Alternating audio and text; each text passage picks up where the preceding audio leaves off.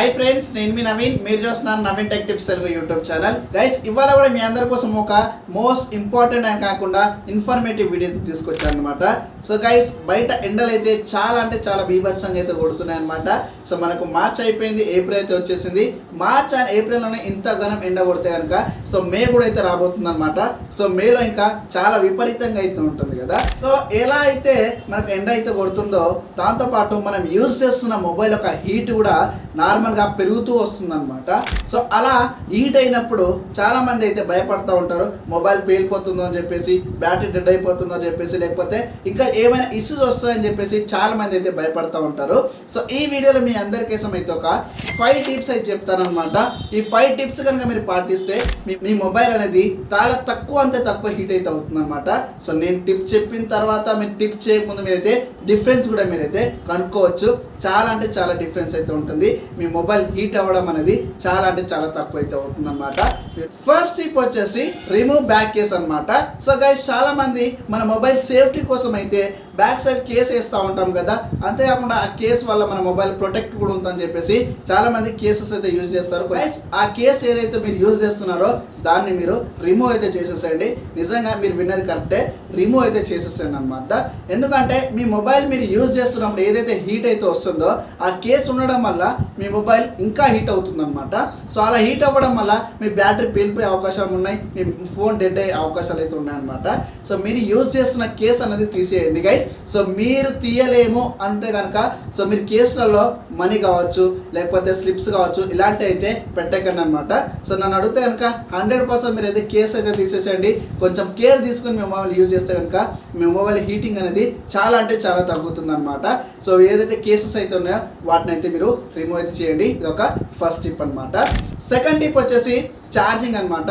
So ఈ charging అని ఏం చెప్తున్నాను అంటే కనుక చాలా మంది వాళ్ళ మొబైల్ని ఈ సమ్మర్లో కూడా 100% ఛార్జ్ చేస్తూ ఉంటారు. సో అంతేకాకుండా మొబైల్ 20% లో వచ్చిన తర్వాత కూడా వీళ్ళైతే మొబైల్ ఛార్జింగ్ పెడుతూ ఉంటారు అనమాట. మీకైతే ఒక టిప్ అయితే చెప్తాను. ఈ బ్యాటరీ లైఫ్ కనుక చాలా రోజుల పాటు మీకు రావాలంటే కనుక మీ ఛార్జింగ్ మీరు ఎప్పుడు కూడా 100% అయితే ఛార్జ్ చేయకూడదు. అంతేకాకుండా బిలో 20% మీరైతే ఛార్జింగ్ అయితే పెట్టకూడదు అనమాట.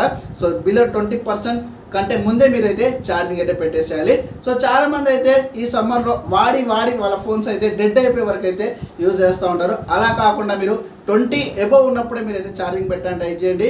సో 80 బిలోనే మీరైతే ఛార్జింగ్ అయితే తీసేసేయండి అనమాట. అంతేకాకుండా చాలామంది అడాప్టర్స్ పైన వాళ్ళ ఫోన్ అయితే పెడతా ఉంటారు.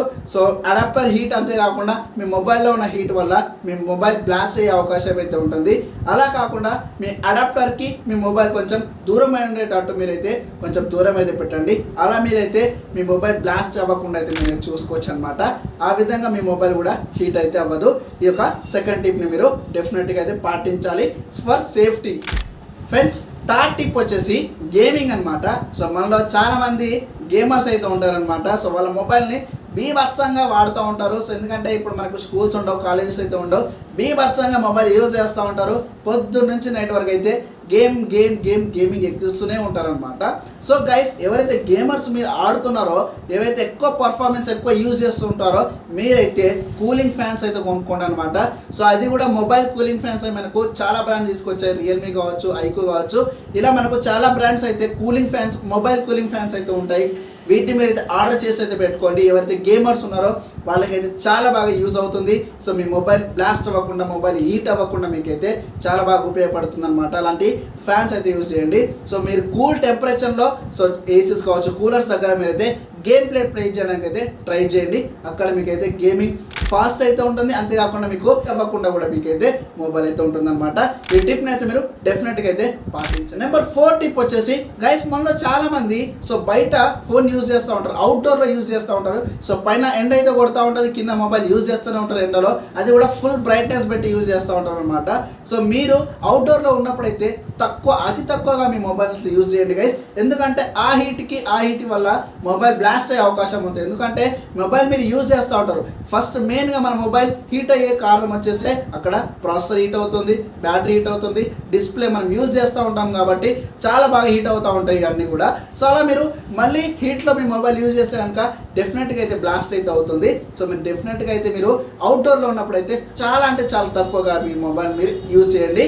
అలా మీ మొబైల్ అయితే సేఫ్గా అయితే ఉంటుంది, మీరు కూడా సేఫ్గా అయితే ఉంటారు, ఎలాంటి ఇష్యూస్ అయితే రావు, ఎలాంటి బ్లాస్ట్లు అయితే కావన్నమాట. అవుట్డోర్లో ఉన్నప్పుడు అయితే మీ మొబైల్ మీరు అతి తక్కువగా అయితే యూజ్ చేయండి. ఫిఫ్త్ టిప్ వచ్చేసి నోటిఫికేషన్ ప్యానల్ అనమాట. సో మనలో చాలా మంది అయితే నోటిఫికేషన్ ప్యానల్లో వైఫై లేకున్నా, బ్లూటూత్ అవసరం లేకున్నా, లొకేషన్ అవసరం లేకున్నా సరే చాలామంది ఆన్లో పెట్టుకుంటూ ఉంటారు. సో వాటిలన్నీ ఆన్లో ఉన్న వీళ్ళు ఇక్కడ కింద మొబైల్ యూజ్ చేస్తూనే ఉంటారు కదా. అలా చేయడం చాలా అంటే చాలా డేంజర్ అనమాట. సో మీరు యూజ్ చేయని ఏవైతే బటన్స్ అయితే ఉన్నాయో, వైఫై బటన్, అంతేకాకుండా బ్లూటూత్ బటన్ అవసరం లేని అన్నింటిని మీరు అయితే ఆఫ్ చేయండి. ఎందుకంటే అవి సర్చింగ్ చేస్తూ ఉంటాయి కాబట్టి హీట్ కూడా పెరిగే అవకాశం ఉంటుంది కాబట్టి వాటిని మీరు ఆఫ్ చేసేయండి.